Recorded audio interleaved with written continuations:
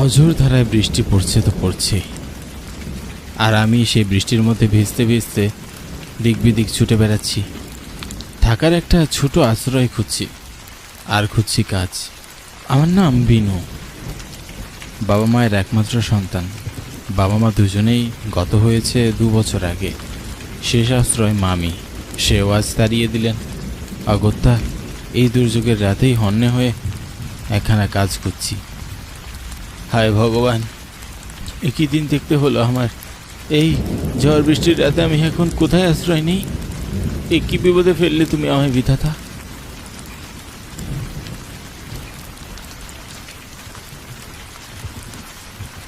সহসা কিছু দূরে খানিক আলো দেখতে পেলাম। মনে একটু সাহস বাড়ল। তড়িঘড়ি করে ছুটে গেলাম সেদিকে, যদি কোনো আশা ভরসা পাই। এটা তো একটা চায়ের দোকান। যাক, ভালোই হয়েছে। এখানে গিয়ে কোনো কাজ পাই কিনা দেখি।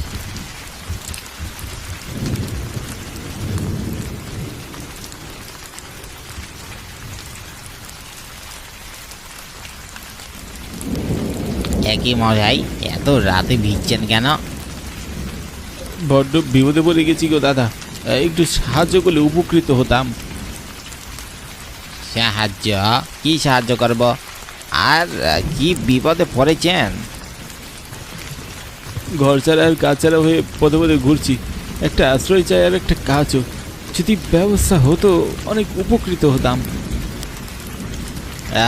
তাই বলুন, তবে এখানে কাজ পাবেন না মশাই। ওখানে একটা ছেলে আগে থেকেই কাজ করে। ও, তবে আর কি করার। আচ্ছা, কোথায় গেলে কাজ পাওয়া যাবে বলতে পারেন? না বাপু, ওসব আমি জানি না। নিরুপায় হয়ে ভাবতে লাগলাম, এবারে কি করা যায়। ছোটবেলায় বাবার মুখে শুনেছিলাম এখানে নাকি এক বড় জমিদার বাড়ি আছে, যেখানে অনেক মানুষ কাজ করে। কে বলতে পারে আজও সেই জমিদার বাড়ি আছে হয়তো, আর আজও সেখানে অনেক মানুষ কাজ করে। যদি সেই জমিদার বাড়িটা একবার খুঁজে পাই, নির্ঘাত একটা কাজ জুটিয়ে ফেলতাম। তবে কোথায় পাই? চারপাশে বৃষ্টির রেশ খানিকটা কমে গেল। ভাবলাম এই ফাঁকে জমিদার বাড়ি খুঁজে সেখানে গিয়ে একটা বন্দোবস্ত করা যায় কিনা। বলছি, ও ভাই, এখানে একখানা জমিদার বাড়ি ছিল না? জমিদার বাড়ি? হ্যাঁ, আছে বটে। কেন? ভাবছি ওখানে একবার যাব। কথাটা শুনে মাত্রই দোকানদারের মুখটা কেমন যেন ফ্যাকাশে হয়ে গেল। খেয়াল করলাম সেখানে থাকা বাকিদের মুখও কেমন যেন কালো হয়ে গেল। বেশ ভয় পেলে মানুষের চেহারা যেমন হয় ঠিক ওরকম। আমার কথা শুনে দোকানদার বলল, এই সেখানে যাবেন কেন? পাগল টাগল হয়ে গেছেন নাকি? পাগল হবো কেন? জমিদার বাড়িতে কিভাবে যেতে হয় সেটা আমাকে বলে দিলেই তো হয়। আমি আমি আপনাকে রাস্তা বলবো? হ্যাঁ, কেন আপনি চেনেন না? চিনি বটে, আপনি সেখানে যাবেন না কিন্তু আবার। কেন? কেন যাব না? কিছু না। আচ্ছা, মুশকিল হলো তো। জমিদার বাড়ি যাওয়ার রাস্তাটা কোন দিকে সেটা বলুন না মশাই, বললে কি হয়? সোজা গিয়ে বাদিয়ে গেলে একটা পুকুর পড়বে। পুকুর পেরিয়ে কিছুক্ষণ হাঁটলেই জঙ্গলের ওপারে জমিদার বাড়ি। আমাকে আর কিচ্ছু জিজ্ঞাসা করবেন না বাপু, আমি আর বলতে পারবো না।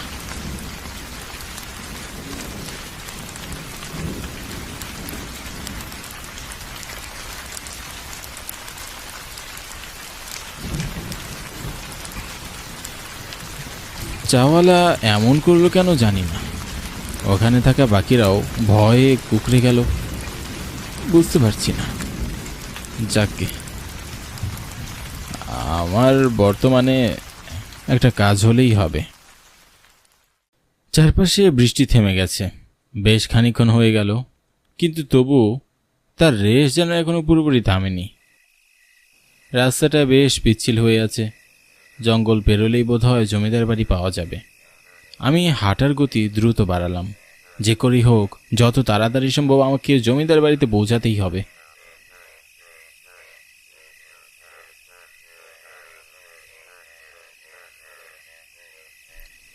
ওই তো জমিদার বাড়ি। কি বিশাল বাড়ি, যাক, অবশেষে পেলাম তাহলে।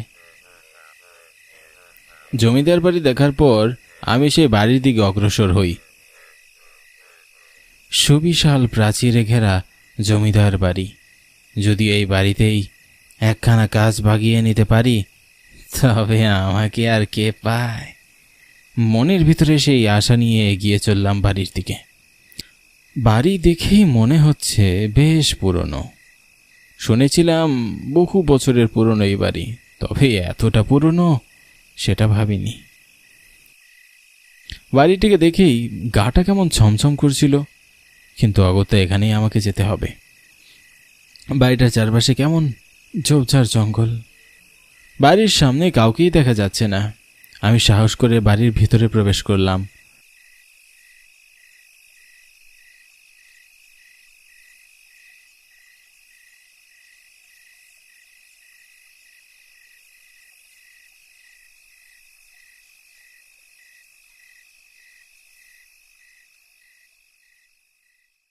বাইরে থেকে বাড়িটা যতটা ভয়ানক দেখতে, ভেতর থেকে ততটাই সুন্দর। বাইরে থেকে দেখে কেউ কল্পনাও করতে পারবে না বাড়ির ভিতর এত সুন্দর কি করে হতে পারে। চারপাশে কাউকে না পেয়ে আমি এবার হাঁকডাক শুরু করলাম।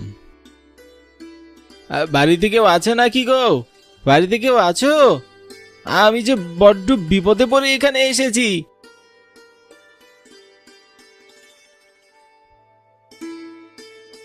কে তুমি বাছা? এত রাতে এই বৃষ্টির ভেতরে তুমি এখানে কি করছো? হ্যাঁ, বৃষ্টি তো থেমে গেছে সে কখন। আমি এখানে খুব বিপদে পড়ে এসেছি মা। বিপদ? কি বিপদ? হ্যাঁ, আমি পাশের গায়ের মানুষ। বাবা মা মারা যাওয়ার পরে আমি মামা মামির কাছে থাকতাম, কিন্তু মামি আমাকে তাড়িয়ে দিল। আশ্রয় নেই, কাজও নেই, পথে পথে ঘুরে বেড়াচ্ছি মা। জমিদার বাড়িতে নাকি অনেক কাজ আছে, দয়া করে যদি আমাকে একটা কাজ পাইয়ে দিতেন, খেয়ে পরে বেঁচে থাকতে পারতাম। তা আপনি কে মা? আমার বাড়িতে এসে বলছো আবার আমি কে? আমি এ বাড়ির জমিদারের বউ, জমিদার গিন্নি। ভুল হয়ে গেছে গিন্নিমা, আমি আসলে জানতাম না যে আপনি জমিদার বাড়ির গিন্নিমা। ও গিন্নিমা, দয়া করে আমাকে একখানা কাজ দিন না। আমি কথা দিচ্ছি দাস হয়ে থাকবো, যখন যা বলবেন তাই করব। হ্যাঁ, এখনো কাজ না হলে আমাকে যে না খেয়ে মরে যেতে হবে মা। আচ্ছা বেশ, রাখলাম তোমাকে কাজে। ঘরদোর পরিষ্কার করবে আর সব কিছুর দেখাশোনা করবে। জমিদার মশাই মারা যাওয়ার পর এখানে সবাই কাজ ছেড়ে আস্তে আস্তে চলে গেছে। আমি একাই এখন এই গোটা বাড়ি আঁকড়ে বসে আছি। এই গোটা বাড়িতে আপনি ছাড়া আর কেউ নেই গিন্নিমা? না, আর কেউ নেই। মাইনে পত্তর কিছুই দিতে পারবো না বাপু। 3 বেলা খেতে পড়তে পারবে, আর এ বাড়িতেই না হয় তুমি থাকবে। আমার কোনো মাইনে দরকার নেই গিন্নিমা, শুধু খেতে আর থাকতে দিলেই আমার চলবে। অনেক উপকার করলেন আপনি আমার। তা বাপু, তোমার নাম কি বাছা? বিনু গিন্নিমা, আমার নাম বিনু। তা বেশ, শোনো বিনু, একখানা বিষয়ে সাবধান করে দিচ্ছি তোমাকে। রাত হলে কখনো নিজের ঘর থেকে বেরোবে না, আর এ বাড়ির বাহিরে কখনো যাবে না। যাও, এবার কাজে লেগে পড়ো। আচ্ছা গিন্নিমা।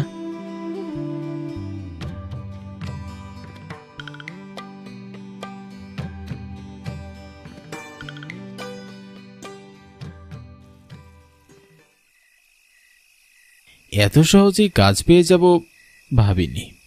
মনে মনে ভগবানকে ধন্যবাদ দিলাম। এরপর আমার চোখে ঘুম জড়িয়ে আসতে লাগলো, কিন্তু হঠাৎ ঘটল এক আজব ঘটনা। ঘুমে চোখ লেগে এলো আমার। এমন অবস্থায় টের পেলাম কেউ একজন কাঁদছে। কোনো মেয়ে মানুষের গলা। প্রথমে ভেবেছিলাম স্বপ্ন দেখছি, পর মুহূর্তে আভাস পেলাম যে সত্যি সত্যি কেউ কাঁদছে। আমি উঠে বসলাম। এই মধ্যরাতে কে কাঁদছে? গিন্নিমা তো বলেছিল এ বাড়িতে তিনি ছাড়া আর কেউ থাকেন না, তবে এটা কার গলা? সংশয় আমার মনের ভিতর কুডাক ডাকতে শুরু করলো। জানি না কেন খুব ভয় অনুভব হতে লাগলো। একবার ভাবলাম বাইরে গিয়ে পরখ করে দেখা যাক, কিন্তু পরক্ষণেই মনে হলো গিন্নিমা বারণ করে দিয়েছেন রাতের বেলা যেন বাড়ির বাইরে না যাই। কিন্তু রাতের বেলায় ঘর থেকে বের হতে নিষেধ করলেন কেন গিন্নিমা? সেটাই তো বুঝতে পারছি না। আর এত রাতে কারি বা গলার আওয়াজ পাচ্ছি। সব মিলিয়ে আমার মনের মধ্যে এক প্রশ্নকুণ্ডল তৈরি হয়ে গেল। বিবেচনা করে আমি সিদ্ধান্ত নিলাম দরজা খুলে আমি বাহিরে যাব। হতেই পারে কারো বিপদ হয়েছে, যেই ভাবা সেই কাজ।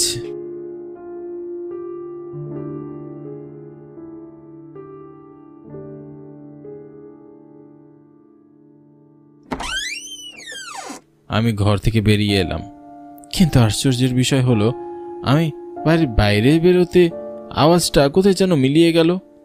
এত সময় তবে আমি যা শুনছিলাম সব কি ভ্রম? হতে পারে ঘুমের ঘোরে স্বপ্ন দেখছিলাম। আমি আর বেশি কিছু চিন্তা না করে ঘরে চলে এলাম।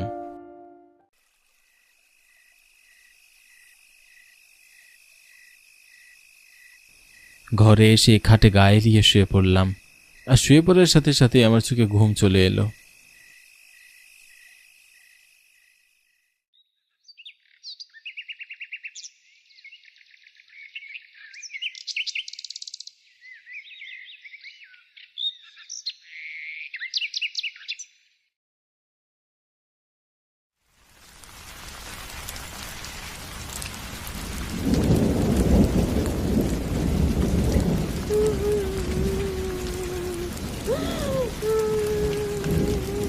কি আবারও কারো কান্নার আওয়াজ আসছে?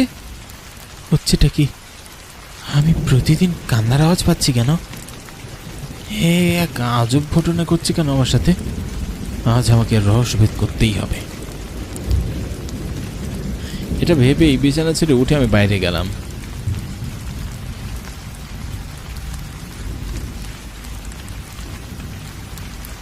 গতদিনের মতন বাইরে আসার সাথে সাথেই কান্না বন্ধ হয়ে গেল।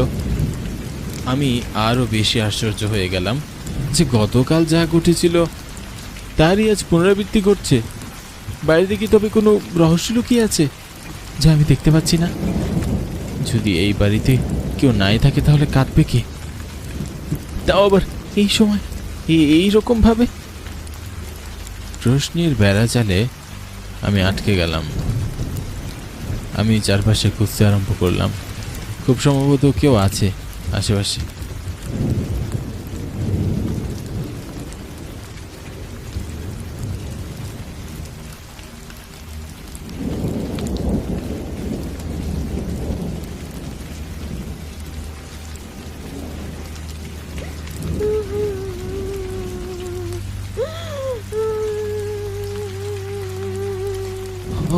ওই তো কান্নার আওয়াজ আবার আসছে, কিন্তু কোত্থেকে আসছে? না, আজ যে করি হোক আমাকে কান্নার আওয়াজের রহস্যটা উদ্ঘাটন করতে হবে।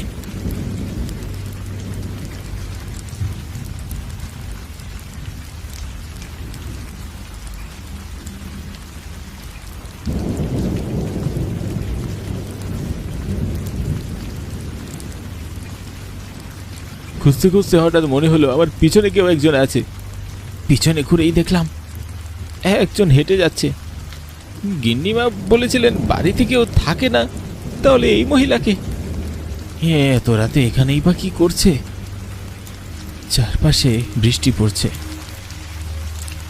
এই মাঝরাত্রিরে এই মহিলা এই বাড়িতে কোত্থেকে এলো? এই চিন্তাই মনের মধ্যে দানা বেঁধে আছে। গিন্নিমাকে ডাক দেওয়া উচিত মনে করলেও এত রাতে বৃদ্ধ মানুষটাকে ডেকে কষ্ট দেওয়া ঠিক মনে হচ্ছে না, তাই আমি নিজেই মেয়েটার পিছনে যেতে লাগলাম। শুনছেন?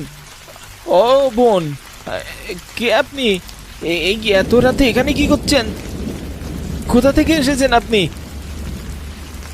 কি শুনতে পাচ্ছেন না নাকি?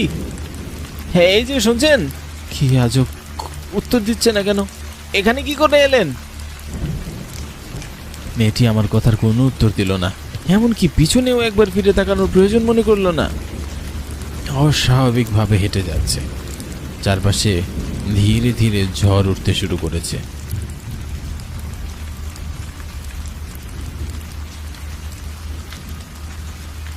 অন্ধকারের ভিতর দিয়ে মেয়েটা সামনের দিকে হেঁটে যাচ্ছে, আর আমি ওর পিছনে হেঁটে যাচ্ছি। আমার মনের ভিতর কেমন একটা ভয়ের আশঙ্কা জন্ম নিল। আমি মেয়েটার পিছনে পিছনে ঘরের ভিতরে ঢুকে গেলাম।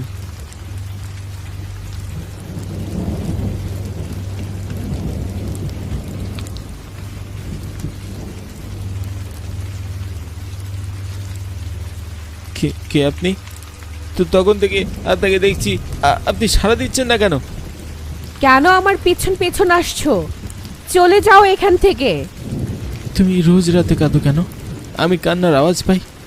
এ বাড়িতে গিন্নিমা ছাড়া আর কেউই তো থাকে না শুনেছি। তুমি কে? আমি মৃন্ময়ী। কে বললো এখানে কেউ থাকে না? এই যে আমি থাকি।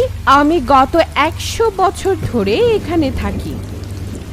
মেয়েটার কথা শুনে আমি আকাশ থেকে বললাম, 100 বছর ধরে থাকে বলতে কি বোঝানো হচ্ছে? খানিক ভয়ও পেলাম বটে। মেয়েটার চাহনিতে ছিল এক নির্জীবতা, ঠিক যেন মরা মাছের চোখ ভেসে থাকে তেমন। আমি বললাম, হ্যাঁ, 100 বছর ধরে এখানে থাকি মানে কি বলছো তুমি? কেন আমার কথা বিশ্বাস হচ্ছে না বুঝি? আমার বয়স 100-র উপরে। কে কে তুমি? আমি মৃন্ময়ী, এখানকার এক দাসী। জমিদার সাহেবের কুনজর পড়েছিল আমার উপর। ভয়ে আমি কাজ ছেড়ে দিয়েছিলাম। সেই ক্ষোভে জমিদার মশাই আমাকে ধরে বন্দি করে রেখেছিল এই ঘরে। জমিদার গিন্নি সব জানতো, কিন্তু তিনি কোনো কিছুতেই বাধা দেয়নি। উল্টো স্বামীকে তিনি ভগবান রূপে পূজা করতেন। এমন ব্যবহারে স্বামী আরো ফুঁসে উঠেছিল। এই গায়ের প্রত্যেকটা প্রজার সঙ্গে তিনি দুর্ব্যবহার করতেন। দিনের রাতের অত্যাচারে প্রজারাও অতিষ্ঠ হয়ে পড়েছিল। আমাকে তিনি বিয়ে করার প্রস্তাব দিলে আমি সেটা প্রত্যাখ্যান করি। আর তারপরে সে আমাকে এই ঘরে আটকে রেখে দেয় টানা 30টি দিন। এই 30 দিনে জল খাবার কিছুই আমাকে দেওয়া হয়নি। কষ্টের চরম পর্যায়ে গিয়ে মারা যায় আমি। এরপরে সর্বপ্রথম শাস্তি দেই জমিদার গিন্নিকে। এই বাড়ির ছাদ থেকে ফেলে দিয়ে তাকে আমি হত্যা করি।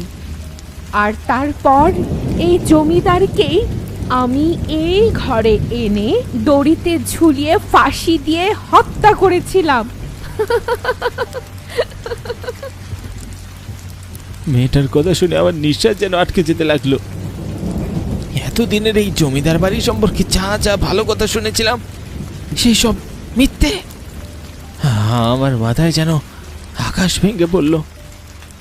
যিনি গিন্নিমাকে হত্যা করেছিল, তবে আমি যার সাথে কথা বলেছি তিনি কে? মাথায় এক পশলা প্রশ্ন এসে ঝাঁকে ঝাঁকে দানা বাঁধতে শুরু করলো। আমি জিজ্ঞাসা করলাম, গিন্নিমাকে মেরে ফেলেছ? তাহলে আমি যার সাথে কথা বলেছি তিনি কে?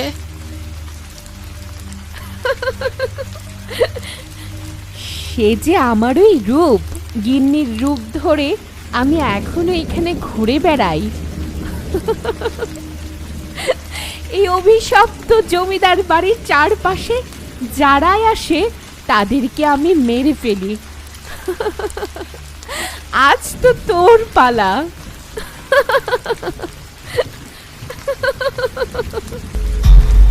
আমি দেখলাম আমার চোখের সামনে এই গিন্নিমার রূপ ধারণ করলো সেই কম বয়সী নারী মূর্তি। কি বিভৎস রূপ তার, দেখলে গায়ের লোম কাটা দিয়ে ওঠে। এমন বিভৎস রূপ দেখে আমি আর দাঁড়িয়ে থাকতে পারলাম না, দৌড়ে বেরিয়ে গেলাম ঘর থেকে। দৌড়াতে দৌড়াতে কখন জমিদার বাড়ির বাইরে বেরিয়ে এসেছি খেয়ালই করলাম না। আমার কপাল দিয়ে ঘাম পড়ছে, মেরুদণ্ড দিয়ে ভয়ের শীতল স্রোত বয়ে যাচ্ছে। নিজের চোখকে বিশ্বাস করতে পারছি না, সত্য নাকি স্বপ্ন। হঠাৎ বাইরে কিসে যেন হোঁচট খেয়ে মুখ থুবড়ে আমি পড়ে গেলাম।